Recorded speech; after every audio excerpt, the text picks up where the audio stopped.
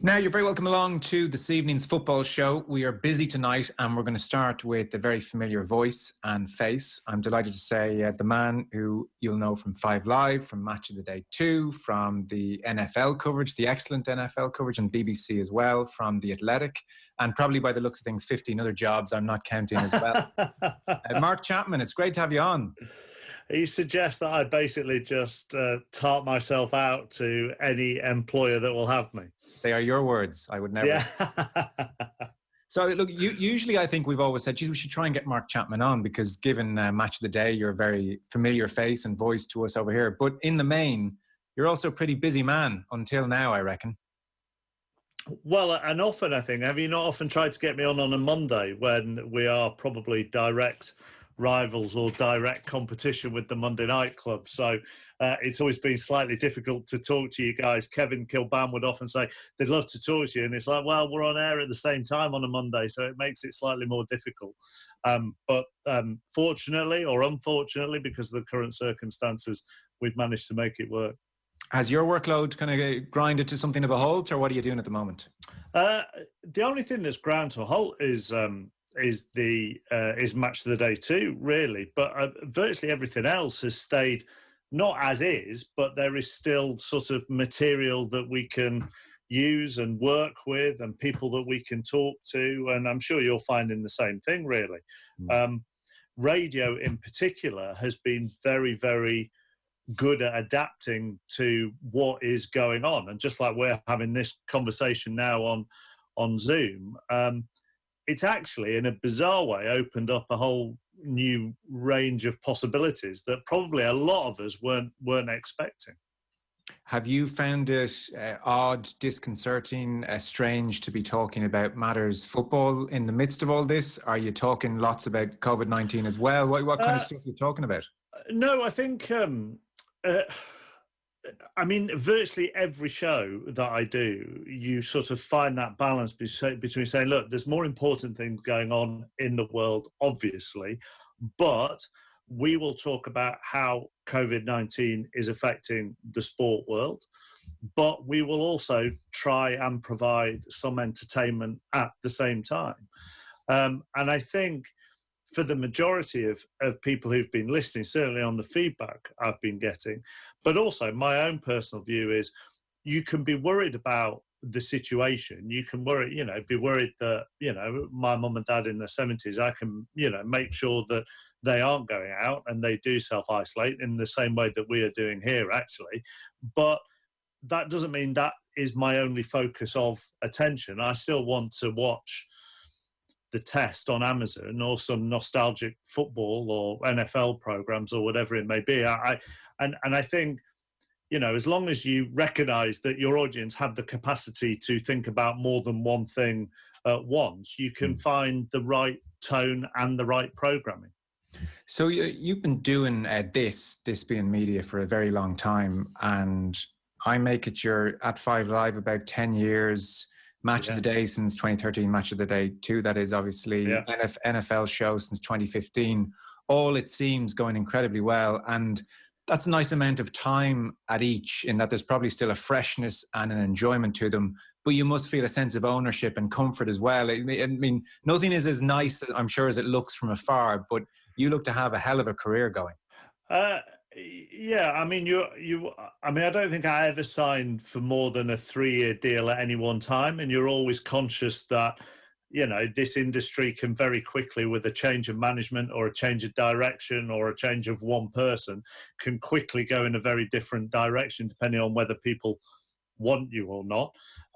So you always find, I think there's a part of you that stays on edge a little, on edge, I would say, to make sure that you can still earn another contract at the end of the current one. But I think what feels nice at the moment is I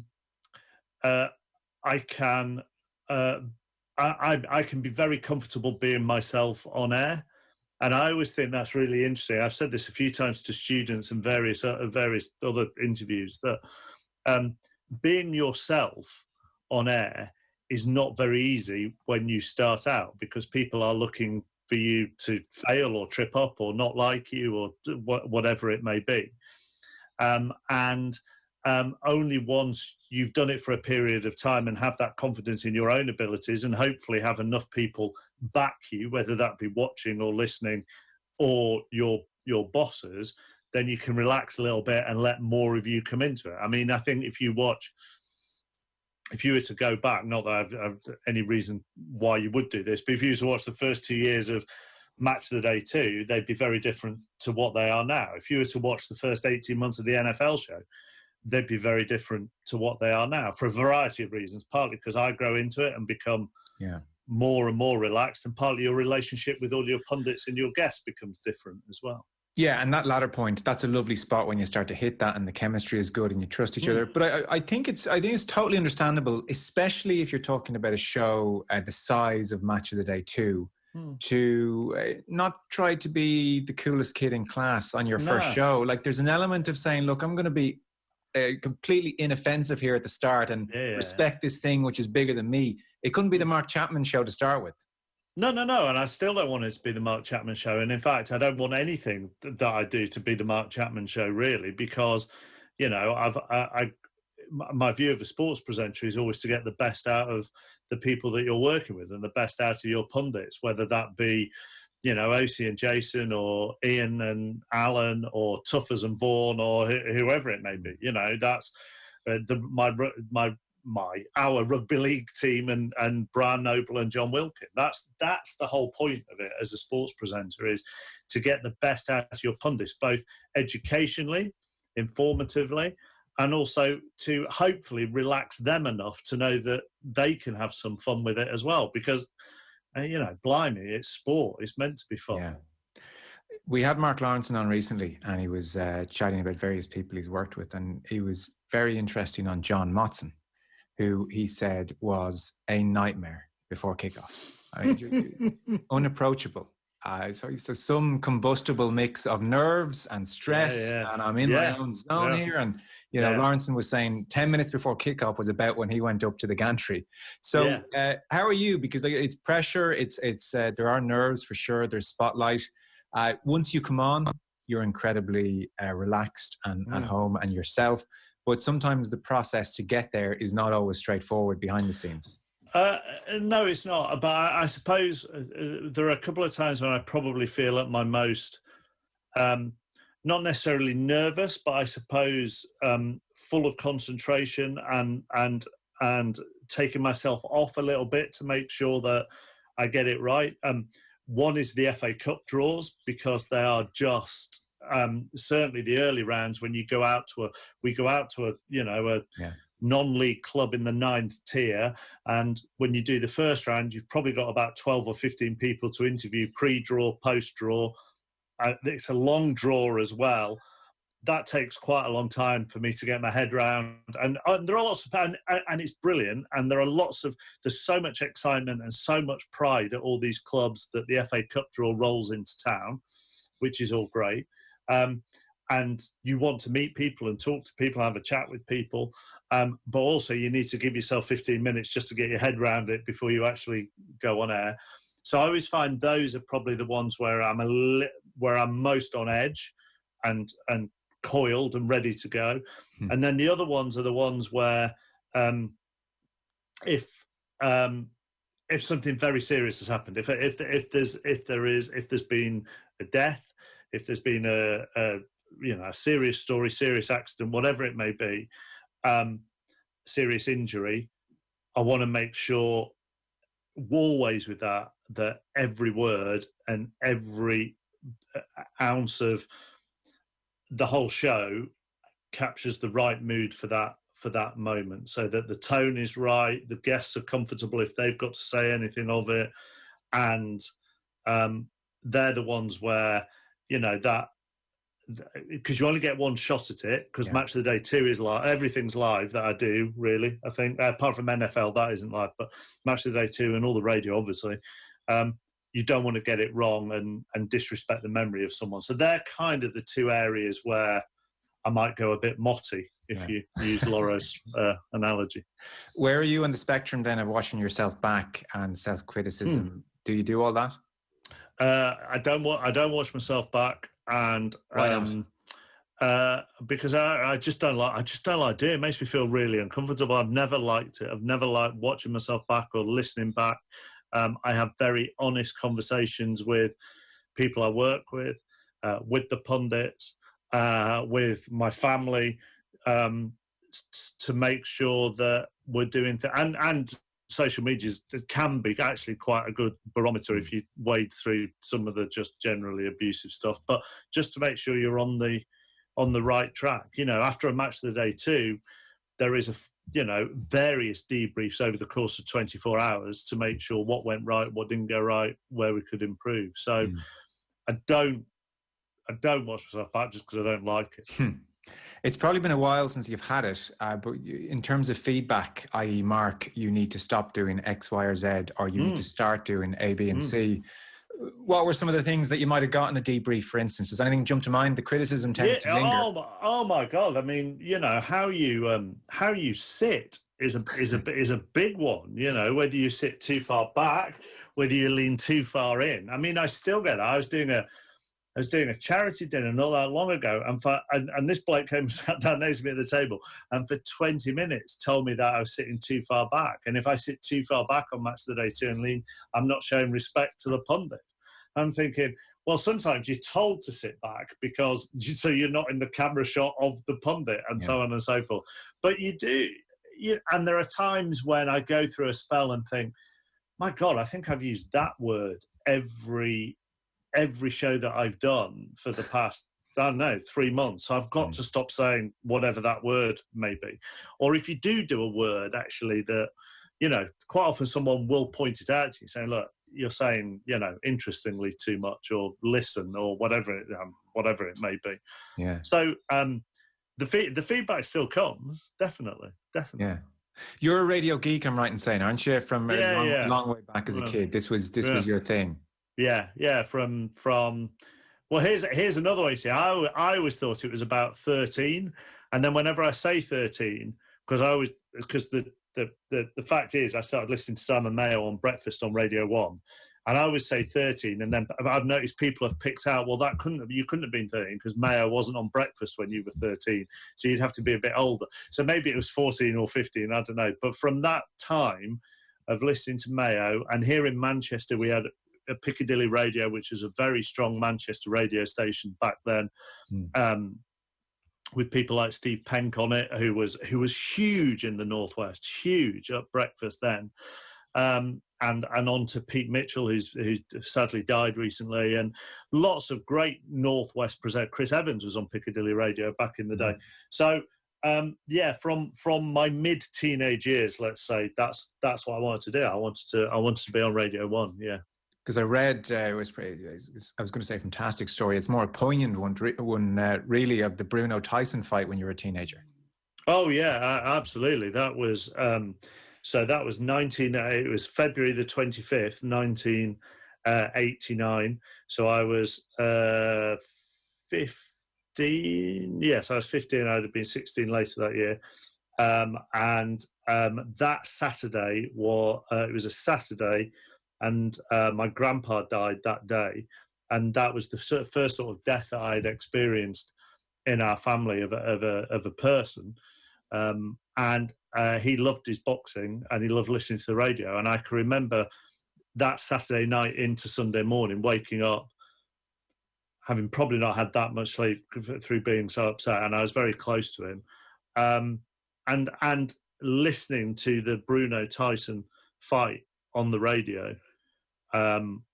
Sort of with tears in my eyes, really, because I knew that he'd probably listened to it with me had he not sadly died. So, yeah, that for me actually is the power of the medium, the power of radio more than any other medium, more than television, miles more than television, is that radio has the ability to have that one-on-one connection with you.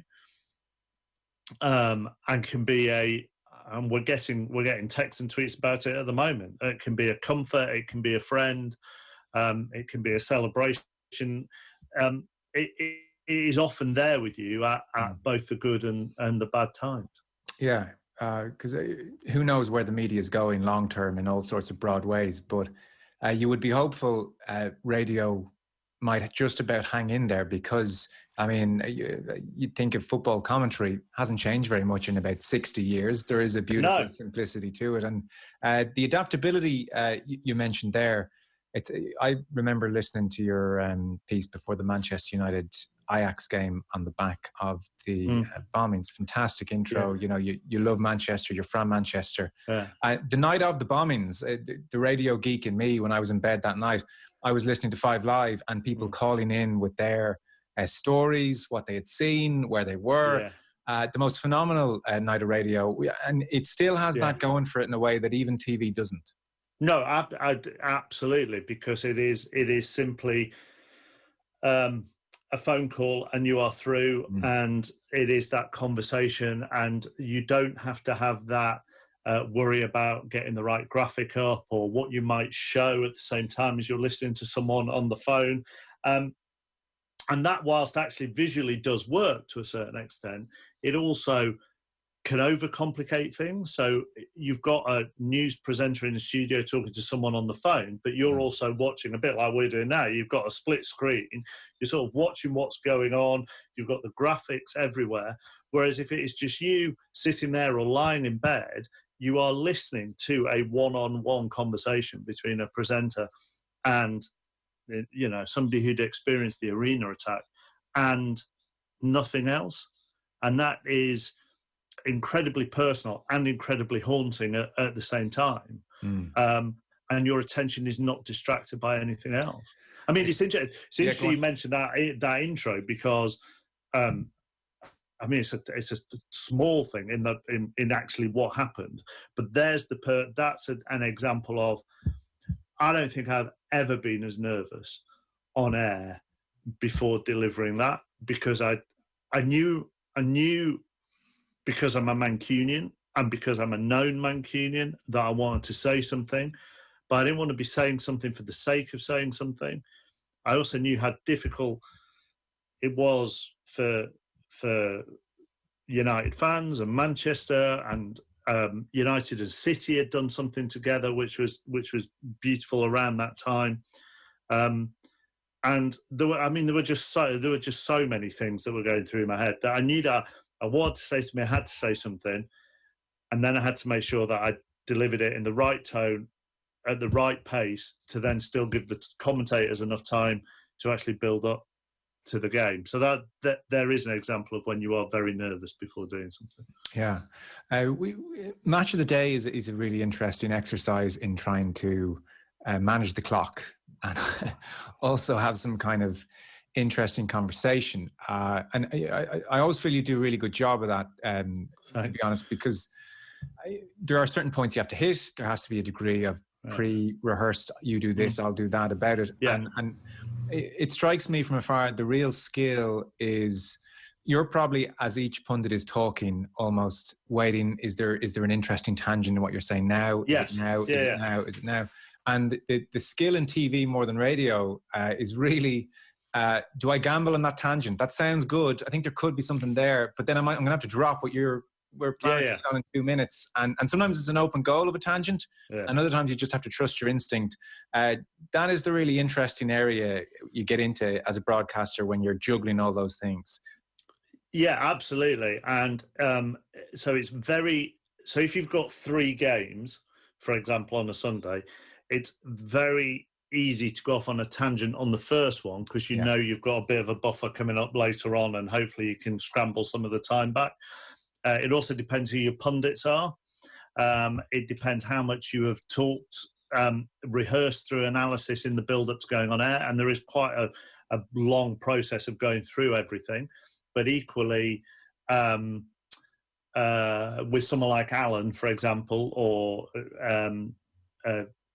Ian, who have done it for a very long time and are experienced enough, I will maybe say, oh, if you do that off the back of it, I'm going to ask you something, but I won't say what I'm going to ask you. Yeah. And then it's more natural, and they have to have a think about it, and so on and so forth. If you're with a newer pundit, you are guiding them through it a bit more, and you might have helped a lot more in the process of the analysis and go, okay, right, well, if you're going to analyse the back three, at the end of that analysis, you said something when we were in the edit and practicing. You said something about one of the wing backs. So I'll probably pick up on that afterwards if you just want to have a think about what the wing back would do.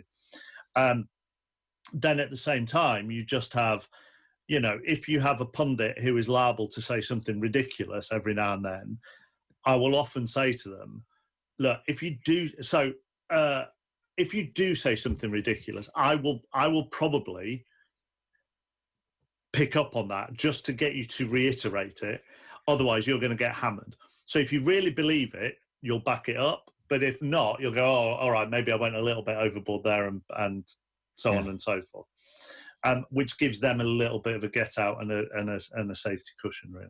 Yeah, it's a lot of balls to juggle. Is it enjoyable, or is it a kind? I mean, it must be a surreal thing when the match of the day music plays. Oh, it's amazing! It's it's massively enjoyable. I mean, first of all, whatever people think about pundits, and they get, you know, it amuses me how much stick a lot of pundits get, but they've played the game at the highest level. Sure. So to sit and watch football with them and then tell me what they would do in a certain situation is still a privilege. And as I've said several times, often more interesting than the game. Yeah, often more interesting than the game. And you are sitting there, and Kevin Kilban will be able to back this story up. You've got other screens going on, as well as the games. Now, often there isn't much else going on, but there might be a bit of cricket going on, and so you can keep an eye on that for other things. And I can remember doing one, Ruud Gullit and Kevin, and one game finishing, and the hurling, I think, may have been on one of the other Sky channels. So Kevin explaining hurling to Ruud Gullit is an incredibly surreal moment for me. But doing anything with Ruud, I think if you'd have said to the 15-year-old me who watched Euro 88 and thought, my God, this is the best team I've ever seen, that I would be watching Premier League football with Ruud Gullit and talking about it with him, I'd have never have believed them. So sure. I never ever forget that. And the music's an interesting one because now you're so used to it, it's fine. You go and do one of those FA Cup draws and people hear it and the buzz that goes around the room when the music starts, or you get a new pundit and you can see them. You can see the new pundit if they are nervous. That music starts because it's live, and they grip the side of their chairs when that music starts. It has an amazing effect on people. I presume Ruud Gullit quickly acknowledged that hurling was indeed the game of the gods, the greatest game he had ever seen. I mean, it was that. There was one conversation about hurling and one on dressage with Ruud. I mean, both of them slightly surreal, I'll be honest with you. Abuse is a big part of it. You mentioned the abuse pundits get. I know from talking to Kevin, like you do an episode of Match of the Day, you check your tweets at your peril. It's incredible, the culture with football in particular. Like we do lots here. You get plenty of criticism, justified or otherwise. But we did a big thing with Gary Neville and Roy Keane a while back. Honestly, it was an insight into more of what's going on, maybe your side of the pond than here. It's not as vitriolic here, but it was a genuine insight into. It's kind of crazy. It's unhinged, mad stuff, and the volume of it is incredible. Yeah, and I don't quite know how we've got into that situation. Really, it just escalates and escalates, and I find it really. I mean, one of the interesting things is when I have either someone who's connected to Rangers or Celtic, and they do a show, and then I see the stuff that comes in there, and I'm like, wow. I mean, good grief. I mean, that is where it really does blow me away sometimes with some of the stuff that comes in, both ways, depending on who I've got, depending on who they've played for.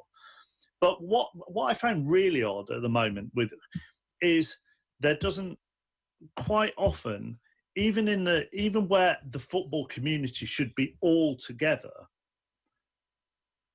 there is still club loyalty that rises above it. So I'll give you a good example is empty seats, right? Empty seats. My God, the debate and argument over who's loyal and who's this and why they've got, where they've got empty seats or they've got empty seats, where surely all football fans should go. And the reason you've got empty seats is because ticket prices are A, too expensive, and B, all TV companies, I know Sky BT, but we do the FA Cup and schedule some ridiculous times for games as well. And it is complex, but we still schedule some ridiculous times, right? TV companies take the mick and the clubs take the mick with the pricing. So we should all be together as football fans going, this isn't on. If it was more reasonably priced and, more convenient and public transport was better and so on and so on, grounds would be full. It's not about who's more loyal. Surely we ought to all pull together. This is potentially tricky for you, right? So you can plead the fifth a little bit because no one wants to be lured into having a go at their employers. But I did want to talk to you about where you think broadcasting is going. And I'm not as in touch with this as somebody in the UK, but I did see Mark Pugac depart at 5 Live, not of his own decision. Someone like Cornelius Lycett, a very famous, brilliant voice. And the critical pieces I read seem to suggest this is, in effect, the BBC trying to reach out to the youth and get them into the station, and that's how they're maneuvering things.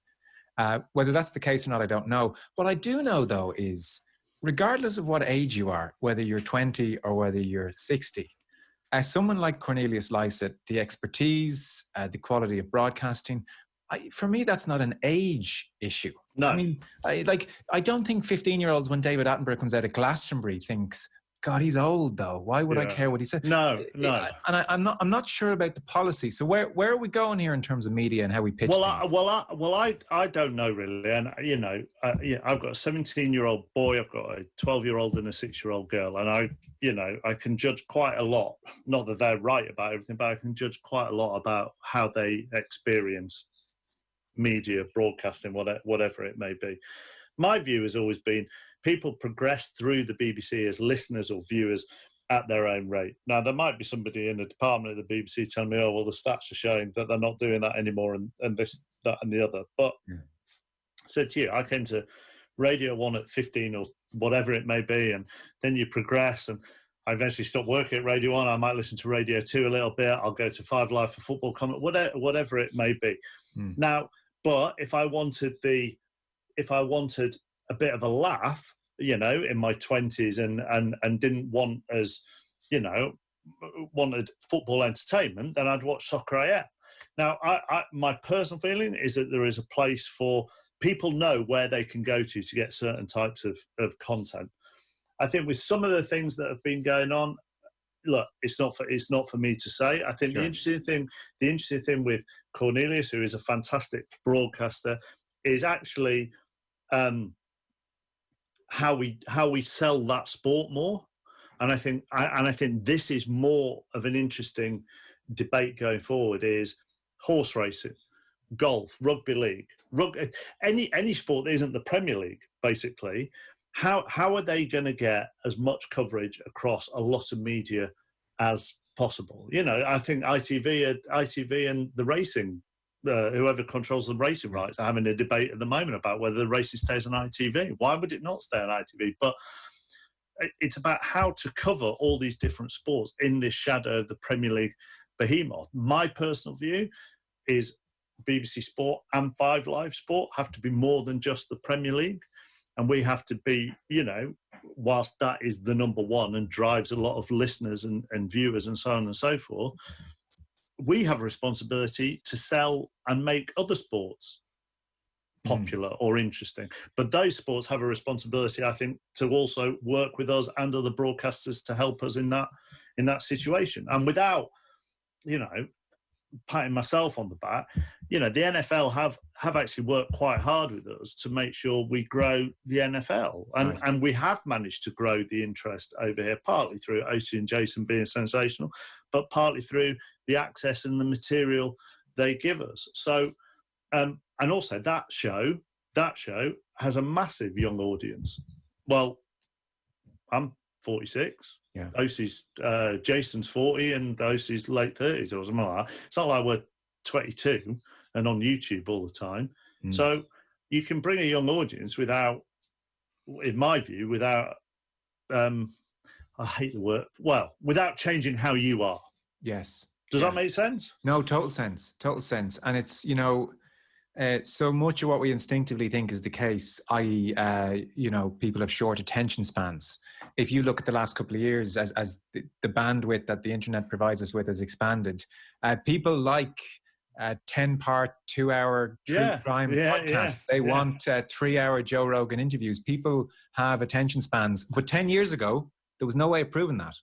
No, and that's absolutely it. And look, if you do long form and it brings in a whole new audience, great. If you do long form and it brings in your traditional audience, great. It's not all about trying to, or for me, it certainly is not all about just trying to find a young audience. The way I try and do sport, and I've always believed this, is I look at Test Match Special, which probably has all Sky's cricket coverage. They're the two. I've always said this, that if we're all sat at home as a family of 5 and have the cricket on, it can appeal to those of us in our family who love cricket and those that have a passing interest in it or no interest in it, because there's a bit of fun with Bumble or whatever. There's the really good analysis with Avers and NASA, and everything it was brought together by David Gower or Wardy or whatever, and there's something for everybody in it.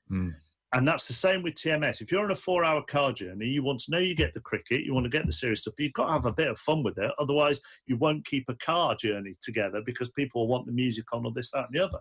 That's how I think, passionately believe sport should be. You don't patronise the people who love it and are experts, but you try and make it accessible to anybody who might be passing by and listening and watching. Who's your favourite pundit? Who's my favourite pundit? Like who I don't work with. I think Atherton and NASA on Sky's cricket are absolutely sensational, and I think Ian Ward is the best presenter out there for analysis, master classes. I think he is second to none in what he definitely nails that. If you're learning cricket, this will help you. If you're a connoisseur of cricket, this will just be really, really good insight. So, I can just sit and watch Sky's cricket for hours and hours and hours. You've dodged that beautifully, I have to say. Well done. What about presenter that you really rate, sports presenter or otherwise? But I guess sports presenter, even 2 or 3 that you look at and think, yeah, top of their craft. I think, I mentioned Ian Ward. Yeah. I think Ed Chamberlain and the way he does the racing, I think, which is a very, very difficult sport to, very difficult sport, because that is just, if you're doing a big event like Cheltenham or the National, whatever, it is chaotic. There are just people and animals and whatever everywhere. And he exudes calm, does Ed. And also, that is a very difficult, going back to what we were saying, that is a very difficult sport to try and bring the sort of once-a-year amateur in and keep the connoisseurs happy. And I'm biased because I work with her a lot, but Kelly Cates is head and shoulders the best football presenter out there. Because she doesn't take it too seriously, and she knows it's fun as well, but can also but when it has to be serious, it is serious. So Kelly, Ed, and Ian Ward for me. I'm sure there are others that I've missed, but they're the 3 for me. People scoff when they get asked this question because it's a terrible question. I wouldn't know how to answer it, but maybe you've given it some thought. Where would you like to be in 10 years? What would you like to be doing, still doing, or otherwise? I don't know, really, to be honest with you. I'm doing a master's at the moment at Manchester Met University in sporting directorship. So I'm learning more about running sports and clubs and that kind of thing. and that I find really, really interesting. And has really sort of tested my brain and got those juices flowing. So that's something that really, really interests me, and where that might go, I've no idea. And aside from that, I haven't massively thought about it. But as long as I can still do radio in some capacity, I think I'll be happy. Okay, so it's radio over TV as the love. Yeah, absolutely. Yeah, God, yeah, absolutely. Right. Yeah. And then take Ed Woodward's job in an ideal world. No, I'm not sure. I'm not sure I could. I'm not sure I could work for the owners, to be honest with you, on that one, to put it diplomatically. Is that right? Because you're a United fan, aren't you? Yeah, I am. Yeah. I have to say, at the moment, when you're looking at being well, I was going to say proud of what your club is doing, but actually just grateful that they're doing the right thing, and they appear to be doing the right thing in this current crowd. They actually, the players have, as I understand it, have put a fund together through Harry Maguire coordinating that, and they seem to be treating their staff properly during this time. So I'm grateful for that. I mean, all the other problems at United sort of seem slightly insignificant in the current climate. So I'm just happy that they're doing what to me appears to be the right thing at the moment. Yeah, well, accepting that they are not serious problems in the current climate. Obviously, you're in Manchester. You probably have lots of family and friends who support Manchester United. The Glazers thing, the leveraged buyout, the sums of money taken out of the club, even though commercially it's still doing very well, but the sums of money which have gone stateside, still went stateside. Is that still like a real fraught, raw issue for people? Like, you see the green and yellow scarves at times, the Newton Heat days, or is there a general kind of, let's just get on with it at this stage, acceptance? I'm not sure. I'm not sure it's talked about all the time, to be honest with you. I think those of us of a certain age are probably more bothered about it than a 14-year-old who's on their way to the game. And I think, for those of us that look at how the club is run, the money that they take out of it, and the interest payments and so on and so forth, on top of some of the, quite frankly, ridiculous commercial deals with the pillow company in Kenya or wherever it is, and noodles in Malaysia. A lot of sponsors. Yeah, a lot of sponsors. I mean, and that yes, it's a commercial world, but I actually look at it from the football side of it, and actually how much commercial work do the players have to do for all these deals coming in, and what is that taking them away from when it comes to actually the football side of things. So there are still, I think, lots and lots of concerns from a lot of fans. I don't think it's an everyday subject of conversation. I think the more everyday topic of conversation is the fact that when it comes to bringing players in, or even giving players contracts, or even selling players, that the people who are doing that don't really appear to have a great deal of football knowledge. I think that's where the greater sort of regular conversation is. I've no doubt.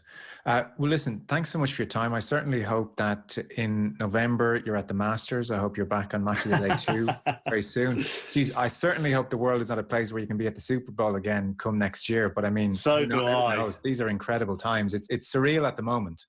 It really is. And you look at, I saw today actually was the day I think I was meant to be flying.